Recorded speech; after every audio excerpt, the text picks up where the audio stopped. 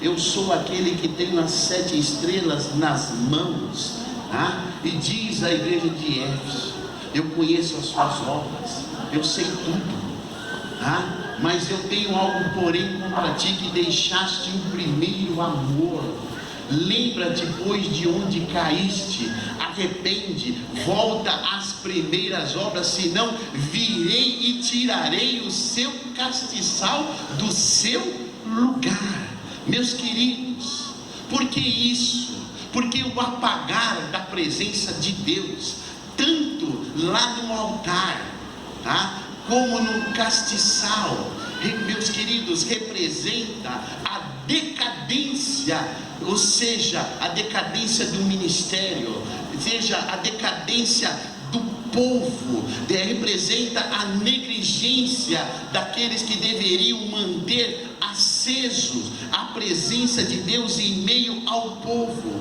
Por muito tempo, meus queridos, nós sabemos que os sacerdotes escolhidos, homens de Deus, mantiveram, meus queridos, esse altar, com fogo aceso, mantiveram o castiçal com as suas lamparinas acesas por muito tempo. Mas enfim, meus queridos, chega o sacerdócio de Eli e de seus filhos, Hófnis e Finéias, e a Bíblia diz, meus queridos, que no sacerdócio de Eli, dos seus filhos, o fogo, assim como as lamparinas, meus queridos, estava se apagando. Aquilo que era símbolo da presença de Deus, meus queridos, estava sendo negligenciado, meus queridos. E Deus, que é o Senhor, que era o Senhor do tabernáculo, Ele não iria permitir que aquela lamparina se apagasse. Antes que a lamparina se apagasse totalmente, existia um Deus que amava o seu povo e queria agir.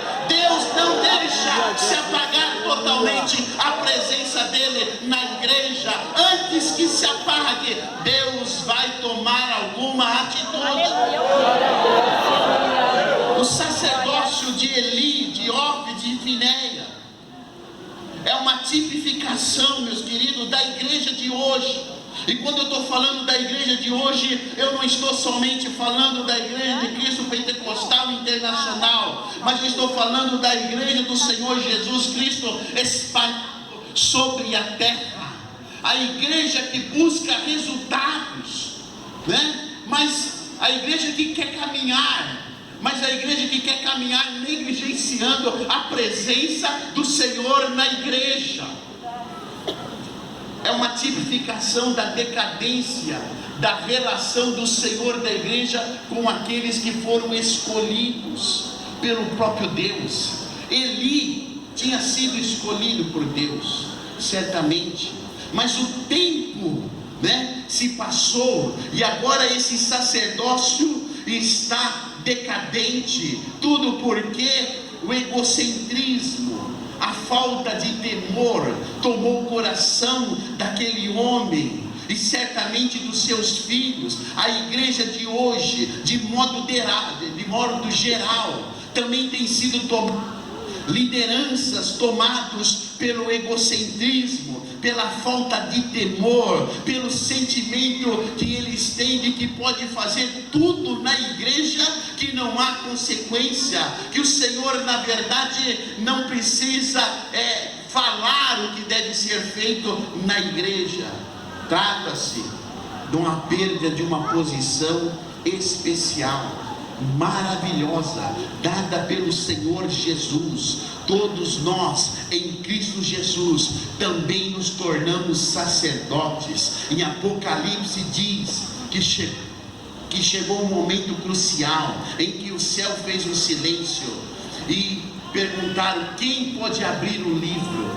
Quem pode abrir o selo? Quem tem esse poder? E aí disseram: eis o Cordeiro de Deus. Ele foi morto, mas ele vive, ele está aqui, ele tem o poder de abrir os selos. Sabe por quê? Porque através do seu sangue, porque através do seu sangue conquistou tribo, línguas, nações para o seu Deus, e constituiu cada um sacerdotes. meus queridos, através de Cristo Jesus. Eu sei que você está sentado aí nessa cadeira, talvez alguém não falou para você, mas eu quero dizer que pelo sangue de Cristo você foi constituído sacerdote de Deus para oferecer sacrifícios agradáveis a Deus. Primeira epístola de Pedro, capítulo 2, versículo 9, está escrito: mas vós sois a geração eleita, o sacerdócio real, a nação santa, o povo adquirido, para que anuncieis as virtudes daquele que vos chamou das trevas para para a sua maravilhosa luz. Você é sacerdote de Deus. E como sacerdote, nós temos a incumbência, meus queridos, de não cair num erro, tá? De que algumas igrejas, algumas denominações, algumas pessoas, algumas lideranças têm tomado em achar que não é necessário mais a presença de Deus na igreja. Eu estou aqui para dizer para você que esses 83 anos só foi possível, e a história da nossa igreja só será possível porque Jesus é o Senhor que está no meio da igreja. Ele precisa continuar no meio da igreja para que o nosso sacerdócio como igreja possa ter sucesso. Glória a Deus. Porque o sacerdócio de Eli, dos seus filhos, foram um sacerdócio de fracasso, tá? Um sacerdócio de fracasso. Mas eles não entendiam que o tabernáculo, no qual Deus tinha dado, colocado sob a responsabilidade deles como sacerdócio, era de Deus. Ninguém é maior do que Deus, meus queridos. Ninguém é maior do que Jesus Cristo. Ele está no controle. Por mais que pareça que a igreja está fora do controle, Ele está no controle. Ele está no meio da igreja. Ele está tomando atitude. E Ele iria tomar atitude em relação ao sacerdócio de Eli, de Ófilis e Finéia. Primeiro, Deus, Ele chama a volta. Quando Deus enxerga que a presença dEle não está interagindo na igreja, meu querido. Quando Deus vê que a igreja, na verdade, não está fazendo mais, não está mais salgando, quando a igreja não está mais iluminando, Deus vai tomar atitude, meus queridos. Desculpe, eu não ando pelas igrejas aí, mas eu creio ainda, meus queridos, que a presença de Deus na igreja faz com que vidas se convertam, que vidas sejam curadas, sejam libertas. Eu creio que há batismo nas águas onde Deus está presente. Eu creio nisso, meus queridos, porque onde Deus está presente há vida, e a vida em abundante. Mas verdade é, meus queridos, que algumas igrejas têm se esvaziado da presença de Deus. Deus não está agindo como gostaria de agir. Deus não está operando como gostaria de operar. E Ele, muitas das vezes, Ele está como aquele homem que está na porta e diz: eis que bato, eu estou fora da igreja, mas se abrir, eu vou entrar. Vai ter maravilha, vai ter milagre, vai ter ceia, vai ter abundância. Muitas das vezes, o Senhor da igreja, uma incoerência, que é o Senhor da igreja, Ele está fora da igreja, porque a sua presença não está interagindo como deveria. Deus, Ele envia palavra, Ele envia profetas, para que nenhum sacerdócio possa ser rejeitado. Mas Deus, Ele vai tomar uma atitude em relação ao sacerdócio de Eli, de Ófilis e Finéias. E você sabe qual é a atitude de Deus? A atitude de Deus chama-se Samuel. A atitude de Deus chama-se um sacerdócio diferenciado. A atitude de Deus chama-se um sacerdócio consagrado a Ele. E Deus vai tocar numa mulher com o nome Ana. E Deus vai permitir que essa mulher não possa dar filho. mas com o tempo ela vai entender o propósito de Deus, e ela faz um voto ao Senhor, de que aquele menino, aquele filho, iria ser consagrado ao Senhor, e Deus já tinha programado tudo isso.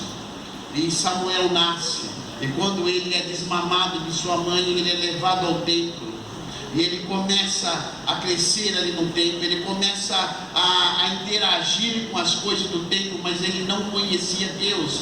Mas sobre aquele menino havia um plano especial.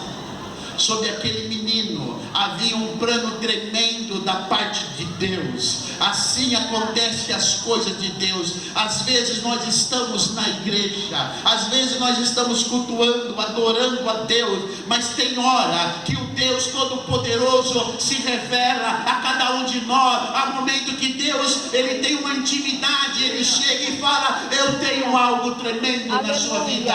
Eu quero que você seja um sacerdote, eu quero que você seja usado conforme a minha vontade. Eu tenho algo. Talvez a gente possa falar: mas eu não sou ninguém. Assim como Samuel, quem era aquele menino ali? Aquele menino era um escolhido para fazer uma diferença na nação de Israel. E nós somos um menino, quem sabe também escolhido pelo Senhor para fazer a diferença nessa nação, na cidade, no bairro, aonde Deus nos colocou. Aleluia. Mas qual era o problema do sacerdócio de Eli? Que traz, sabe, uma semelhança a uma igreja, a uma denominação cujo ministério é fracassado. Primeiro, o próprio texto nos diz que não tinha visão. Faltava visão. Naquele tempo não tinha visão. O ministério de Eli é marcado por um ministério em que o sacerdote não tem visão. Não é porque Deus não queria dar, mas a negligência daquele sacerdócio faz com que Deus não traga visões. Não havia predição, não havia profecia naqueles dias. A palavra era muito rara. Deus não falava naqueles dias, justamente porque o sacerdócio de Eli, de Hófni, de Finéia não dava o espaço para Deus estar agindo. Segundo, havia uma falta de discernimento por parte daquele sacerdote. Aquele homem, embora sacerdote, não tinha discernimento. Tanto que Ana, quando ela vai ao templo e ela vai ali oferecer sacrifício, mas a Bíblia diz que ela estava amargurada de alma. Ela orava ao Senhor e ela não conseguia nem ter palavra. Aquele homem, aquele sacerdote, ele tem um discernimento totalmente errado, porque ele olha para aquela mulher e fala: está embriagada. Um homem de Deus, julgando e falando: essa mulher está embriagada. E ela fala: não, meu Senhor, eu não estou embriagada, mas eu estou em amargura de alma. Quantas vezes, meu querido, se não há visão, se não há uma relação, o líder, a igreja começa a ter um discernimento diferente, um discernimento que não é segundo a vontade de Deus. É importante, meu querido, que o discernimento seja dado por Deus, porque Deus tem uma palavra correta para a pessoa correta, para aqueles que têm adentrado nas nossas igrejas. Deus tem uma palavra, porque Deus sabe quem que vai entrar, Deus sabe a necessidade de cada um, mas às vezes a falta de discernimento do homem de Deus, da igreja, faz com que a palavra de Deus não seja direta aos corações. E quando a palavra de Deus, meus queridos, é de Deus, ela tem alvo, ela tem endereço. E muitas das vezes pregações de internet, muitas das vezes o sacerdote, o líder que tem a responsabilidade de buscar algo de Deus, de dobrar o seu joelho e falar: Senhor, fala o que eu preciso dizer à sua igreja. Senhor, o que o Senhor quer dizer à igreja? Mas muitas das vezes são feitos planos, são elaborados planos e não busca do Senhor. Meus queridos, eu tenho por experiência E certamente muitos têm aqui por experiência, meus queridos, que quando Deus, aleluia, Ele é buscado, Ele tem uma palavra à sua igreja, porque Ele é Senhor da igreja. E quando o ministro, o pastor, aquele que leva, ao sacerdote leva a palavra de Deus, Deus age, Deus salva, Deus cura, Deus batiza com o Espírito Santo. Sabe por quê? Porque Ele que tem a palavra à sua igreja. Verdade, Deus, aleluia. O problema do sacerdócio de Eli, é que eles eram complacentes com o pecado. A Bíblia ali diz que Eli, já bem idoso, ele ficou sabendo de tudo que os seus filhos faziam. Os seus filhos dormiam com as mulheres, os seus filhos roubavam os sacrifícios ao Senhor. Ele sabia de tudo isso e ele não fazia nada, meus queridos. Irmãos, a igreja que agrada a Deus, entenda, é uma igreja que não é complacente com o pecado. Nós não podemos, meus queridos, como igreja do Senhor Jesus, abrir as portas para o pecado. Nós temos que abrir a porta para o pecador ter uma palavra que liberta, que salva, que o leve para o céu, mas não abrir a porta para o pecado, porque isso significa uma decadência ministerial. O sacerdote tem a responsabilidade, através da palavra, de mostrar um Deus que é santo.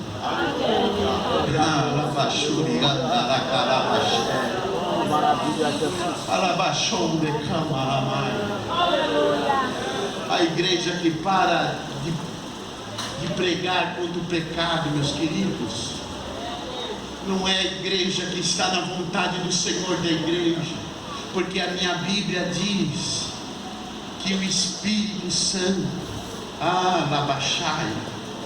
é aquele que convence o homem do pecado, do juízo e da justiça. Glória a Deus, aleluia. A igreja deve continuar pregando contra o pecado, contra o juízo, falando que se as pessoas não se converterem, elas vão para o inferno.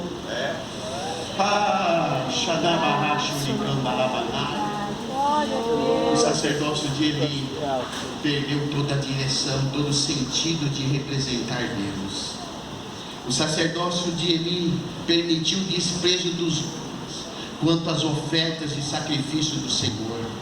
Capítulo 2, versículo 17 diz assim: era pois muito grande o pecado desses mancebos perante o Senhor, porquanto os homens vieram a desprezar a oferta do Senhor. A oferta que era dada ao Senhor já era desprezado pelo povo, porque o povo olhava para aquele sacerdote e não sabiam, na verdade até sabiam, mas viam que a oferta era surrupiada.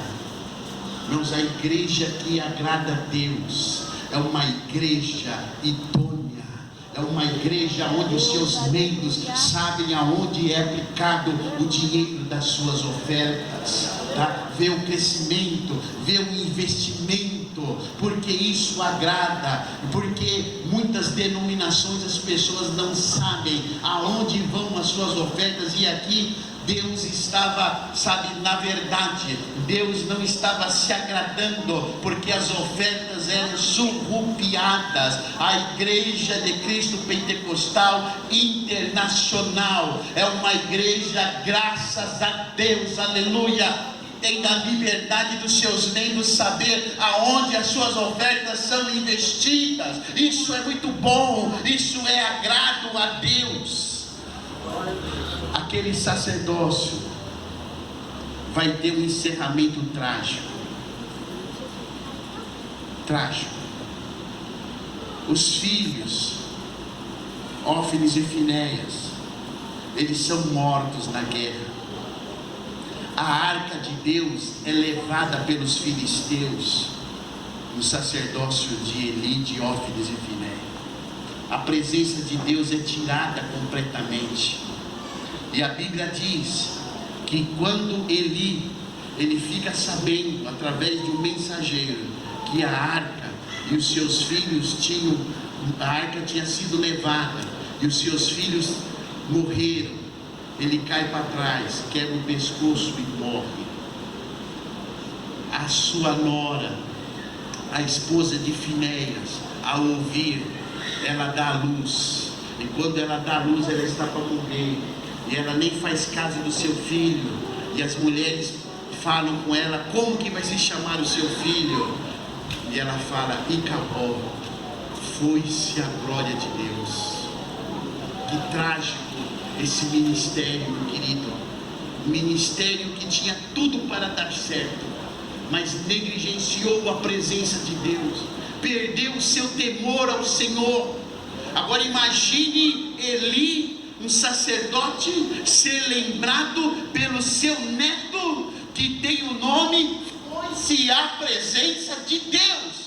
Todos queriam ver aquele menino crescendo e iam falar: por que ele se chama? Ele se chama Icabod, porque o seu avô, que era sacerdote, que era ministro, que tinha a responsabilidade, sabe, de ministrar, de fazer com que a glória de Deus fosse manifestada, ele negligenciou tudo isso. A marca desse ministério é Icabod.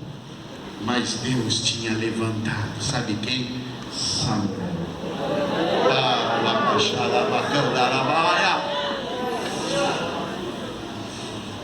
A lâmpada não ia se apagar, a chama de Deus não iria se acabar. Deus tinha levantado Samuel, e o sacerdócio de Samuel é um sacerdócio de consagração ao Senhor. Alguém que entendeu a sua responsabilidade, alguém que entendeu porque o Senhor o chamou, porque o Senhor o escolheu. A Bíblia diz que esse jovem, ele tinha reconhecimento de todo o povo, a palavra que ele falava se cumpria, ele tinha obediência, tudo que o Senhor mandava ele fazer, ele fazia, ele executava. O sacerdócio de Samuel foi um sacerdócio abençoado, sabe por quê? Porque ele se preocupou em levar o povo ao arrependimento, ele se preocupou em levar o povo à oração, à consagração. A Bíblia diz que ele preparou um sacrifício tão grande ao Senhor diante dos filisteus, e o Senhor pelejou por Israel. O Senhor pelejou, o Senhor derrotou os filisteus. E ali Samuel levanta um altar ao Senhor e dá o nome àquele altar: até aqui nos ajudou o Senhor, está conosco, o Senhor está pelejando por nós. Sabe por quê? Porque a presença de Deus está conosco. Há o que comemorar quando a presença de Deus está conosco. Há o que comemorar quando a presença de Deus se revela. Glória a Deus, aleluia. Samuel, ele traz a presença de Deus. É no ministério de Samuel, reverendo, que a arca volta a Israel. A glória de Deus volta a se manifestar a Israel. Deus tinha falado a Samuel: Samuel, é através da sua vida que eu vou fazer uma grande obra em Israel. Samuel falava a verdade, doa quem doer. Ele consagrou Saul pela vontade do povo, e ele teve que dizer algumas verdades a Saul, mas ele consagrou um homem segundo o coração de Deus, que era Davi. Ele vê Israel se levantando. É um homem que desde o seu início até o fim não se encontra falhas na vida desse homem. O seu ministério foi totalmente aprovado por Deus. Deus quer continuar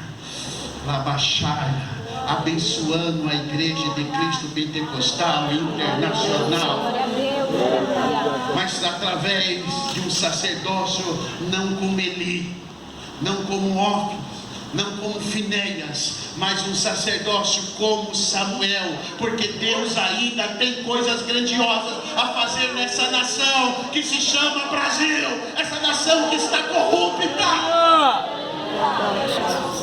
essa nação que aos olhos do Senhor está suja. Deus quer fazer algo, mas quem que vai se levantar, meus queridos, para que a mudança aconteça? Samuel,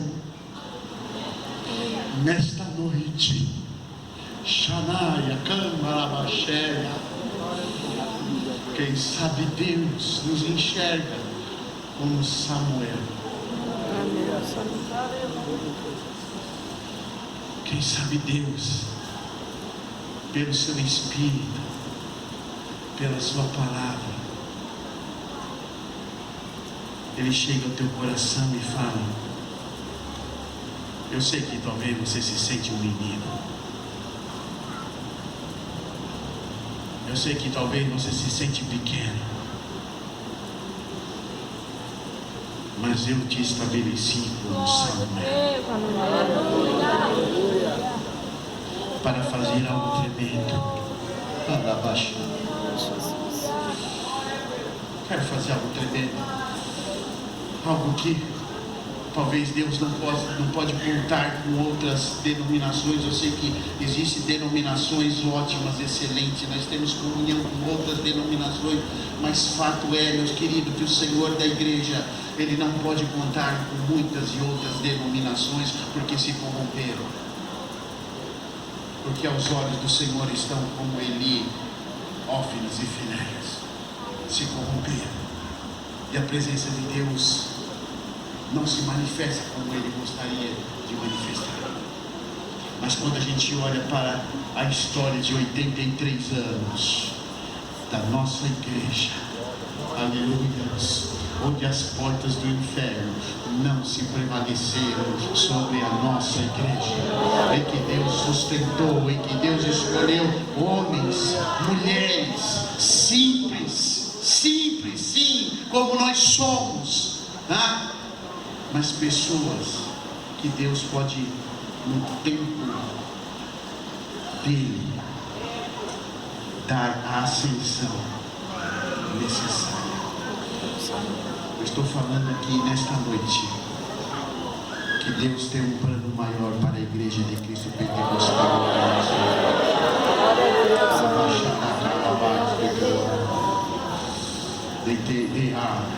Deus tem algo maior para o seu ministério, meu irmão, minha irmã.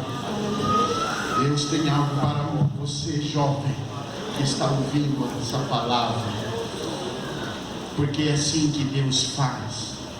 Porque quando eu era jovem, numa convenção lá em Itaguaí, eu não conhecia ao Senhor, mas naquela convenção, naquela conferência missionária, foi que Deus se revelou, se apresentou a mim e falou: eu estou te chamando, eu estou te escolhendo. Eu entendi o chamado de Deus. Talvez você esteja aí,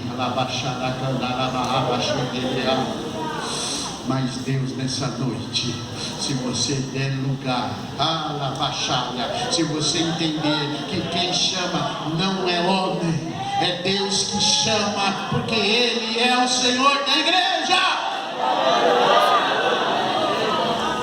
Não confunde a voz de Deus com a voz do Davi, porque o Samuel confundiu a voz de Deus com a de Eli, com um sacerdócio fracassado.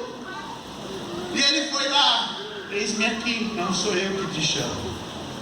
De novo: eis-me aqui, não sou eu que te chamo. Terceira vez o Senhor o chama: eis-me aqui, Eli. Não, o negócio é diferente. Quem está te chamando é o Senhor. Quando Ele te chamar, você diz: eis-me aqui, fala o teu servo. A tua chamada não é humana, porque se for chamada humana, o seu ministério será um ministério de fracasso. Deus pode até usar homens, pessoas, pastores, mas eu quero dizer, para que uma nova história, quem sabe, ou dê continuidade, ou possa se estabelecer ainda mais na igreja de Cristo Pentecostal, nós ainda temos que ouvir a voz do Senhor chamando pessoas para o seu batalhão, homens, mulheres, jovens, que ouçam a voz do Senhor, e pessoas que se colocam em pé, dizendo: eis-me aqui, Senhor, o Senhor é poderoso para usar a minha vida. Glória a Deus.